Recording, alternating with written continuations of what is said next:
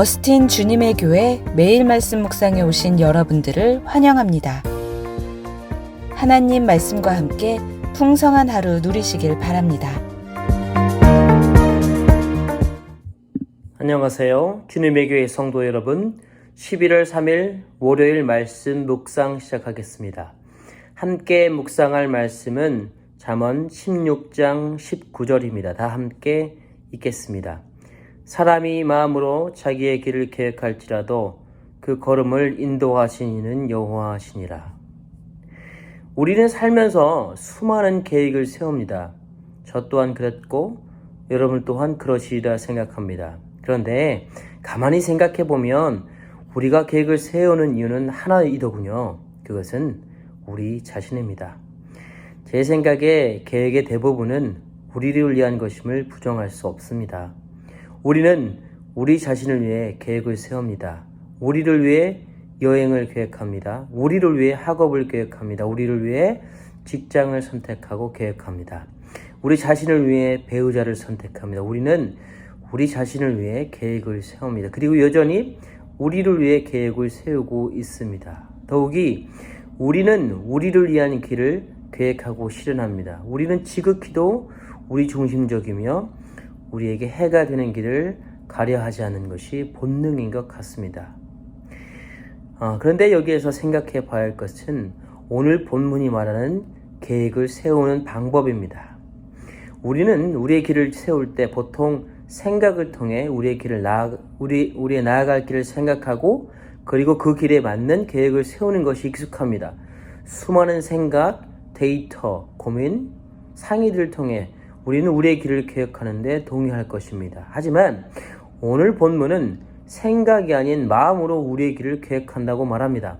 생각이 아닌 마음으로 우리의 길을 세우는데 여러분 동의하십니까? 오늘 본문은 왜 우리의 길이 생각이 아닌 마음을 통해 세워진다고 말하는 걸까요? 저는 오늘 본문을 통해서 우리의 마음이 무엇인지를 살피며 그 마음을 통해 우리가 계획을 세우는 것을 좀 더 깊게 살펴보려고 합니다.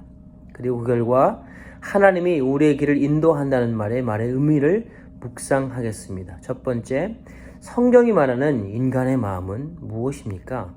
예레미야 7장 9절로 10절을 제가 읽어드리겠습니다. 만물보다 거짓되고 힘이 부패한 것을 마음이라. 누가 등이 이를 알리오마는 나 여호와는 심장을 살피며 폐부를 시험하고 각각 그 행위와 그의 행실대로 보응하나니. 성경은 우리의 마음을 만물보다 거짓되고 힘이 부패한 것이라고 정의합니다. 성경은 우리의 마음이 깨끗하다 혹은 완전하다고 정의하지 않는 것 같습니다. 성경은 우리 마음이 가장 부패한 것, 즉 가장 더럽고 냄새나는 것이라고 말합니다. 마태복음 23장 27절에서 인간의 이러한 의로운치 않은 인간의 마음을 회칠한 무덤이라고 합니다. 회칠한 무덤은 겉이 하얗게 회칠한 무덤을 의미합니다. 이 회칠한 무덤은 빛을 받으면 아름답게 보였습니다. 그렇지만 무덤 안은 죽은 사람의 살과 뼈가 썩어가는 힘이 부패한 곳입니다. 겉은 화려하지만 썩어 문드러지는 냄새가 나는 것이 바로 인간의 마음이라고 성경은 말하는 것이죠. 그렇기에 우리는 본문이 말하는 마음으로 우리의 길을 계획한다는 것에 대해서 좀 더 신중히 살펴봐야 합니다. 그리고 다음과 같은 질문을 우리 스스로에게 반드시 던져야 합니다. 우리의 길은 우리의 마음을 통해서 계획하는데 그런데 마음이 부패한 것이라면 우리가 세우는 계획은 어떠한가? 독수독과 이론이라는 것이 있습니다. 독나무가 독 열매를 맺는다는 말을 의미합니다. 이 말은 법정 용어로 자주 사용되며 불법적으로 얻은 증거는 효력이 없다는 것을 의미하기도 합니다. 결과적으로 독나무는 무엇을 해도 독 열매를 맺을 수밖에 없다는 필연적인 결과를 비유하는 것입니다. 이와 마찬가지로 부패한 우리의 마음은 부패한 계획을 세울 수밖에 없는 것이 필연이 아닌지라는 생각이 듭니다. 여러분, 우리가 반드시 기억하고 반드시 인정할 것은 우리의 마음은 부패했다는 사실입니다. 우리는 부패한 마음을 통해서 부패한 길을 계획합니다. 그 계획이 아무리 선해 보여도 마치 회칠한 무덤같이 아름다워 보이지만 속은 썩어 문드러진 그런 부패한 것입니다. 지극히 우리 중심적입니다. 하나님을 위한다고 하지만 우리를 위한 계획을 세우고 그것을 정당화하는 모습이 우리의 모습은 아닌지라는 생각이 듭니다. 더욱이 눈은 마음의 창이라는 말이 있듯이 부패한 우리 마음은 우리의 눈 또한 어둡게 만들었습니다. 그래서 어두워진 눈으로는 그 어떤 것도 분명히 볼 수가 없습니다. 그 결과 우리는 잘못된 결정과 계획을 세울 수밖에 없는 것이죠. 더욱이 우리는 인생길에서 어두운 눈으로 말미암아서 너무나도 쉽게 길을 잃을 수 있다는 것입니다. 그렇기에 본문은 이렇게 부패한 마음으로 어두워진 우리에게 반드시 하나님의 인도하심이 필요하다는 것을 역설하고 있습니다. 본문을 다시 읽겠습니다. 사람이 마음으로 자기 길을 계획할지라도 그 걸음을 인도하시는 이는 여호와시니라. 우리는 이기적이고 자기중심적이어서 우리가 원하는 길을 계획합니다. 그러나 이 계획들은 결코 선하지도 완전하지도 않습니다. 왜냐하면 부패한 마음이 세우는 길은 결국 부패한 것이며 우리를 더 큰 절망으로 인도하기 때문에 그렇습니다. 그렇게 우리는 절대적으로 하나님의 인도하심이 필요합니다. 하나님의 인도하심이 없이는 부패한 마음이 세운 계획으로 인해서 우리의 인생은 망가져 버립니다. 더욱이 우리의 눈 또한 어두워졌기 때문에 인생길에서 길을 잃어버리는 것은 자명한 일입니다. 그렇기에 선하신, 완전하신 그리고 아무 죄 없인 하나님께서 우리의 길을 인도해 주셔야만 합니다.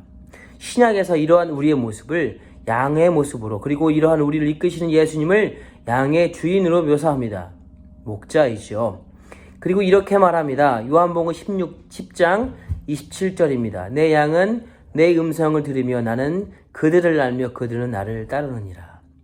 우리는 반드시 하나님의 인도를 따라 인생길을 걸어야 합니다. 이미 말씀드린 것처럼 우리 마음은 부패했고 그 부패한 마음이 결국 올바르지 않은 인생의 길을 계획하기 때문에 그렇습니다. 아울러 마음의 창인 우리의 두 눈 또한 마음과 같이 덩달아 어두워졌습니다.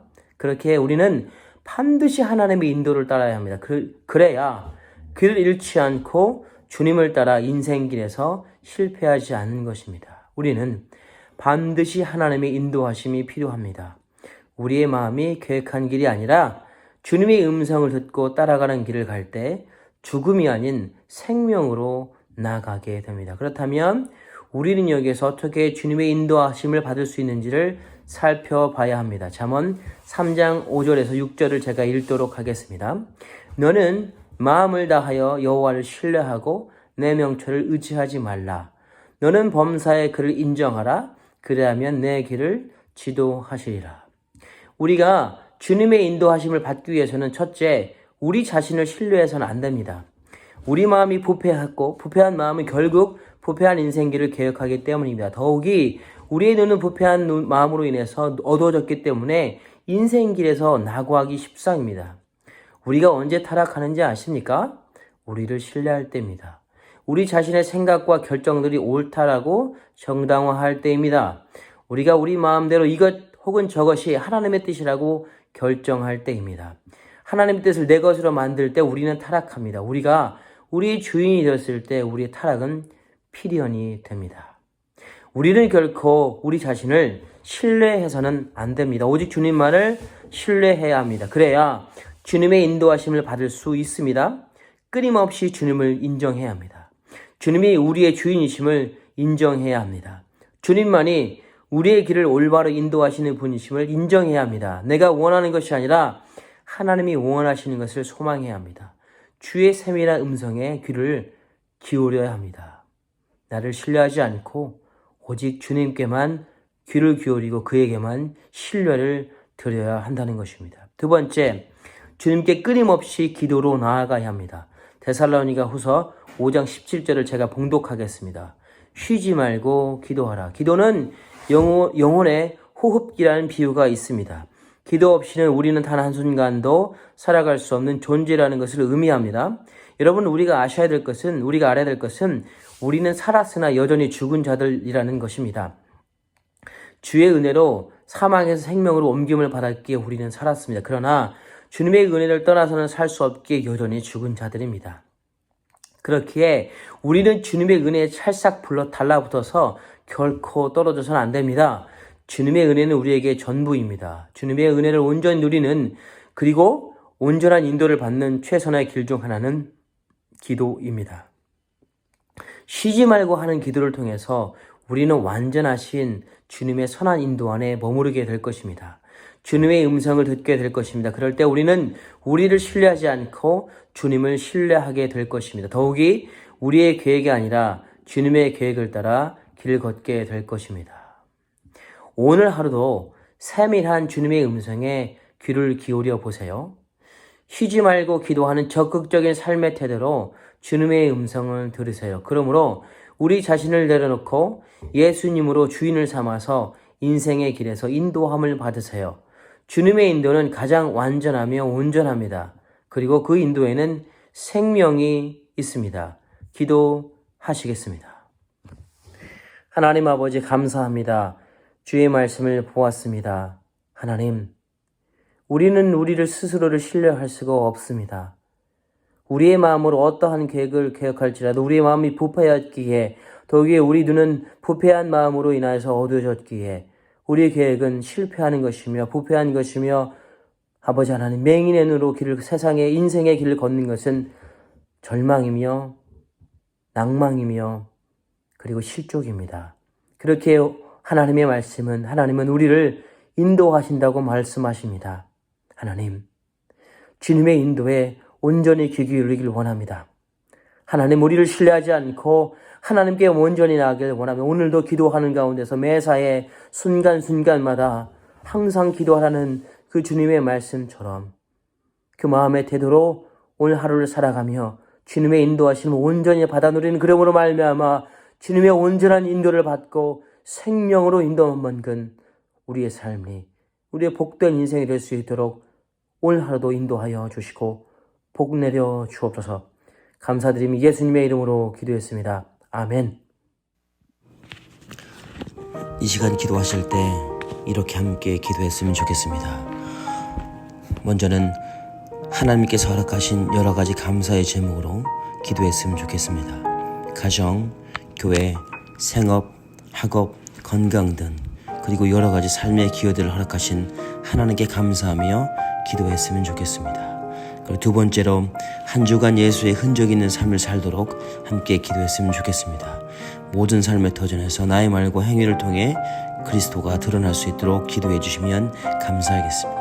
그리고 세 번째로 코람데오, 즉 하나님 앞에서의 삶을 살도록, 신실하고 정결한 삶을 살도록 이 시간 함께 기도했으면 좋겠습니다. 그리고 마지막으로 선교사님들을 위해서 함께 기도하기를 소망합니다. 전은주 태국 선교사님, 임도마 아프간 선교사님, 김창현 브라질 선교사님을 위해서 함께 주님의 이름으로 기도하기를 소망합니다. 함께 기도하시겠습니다.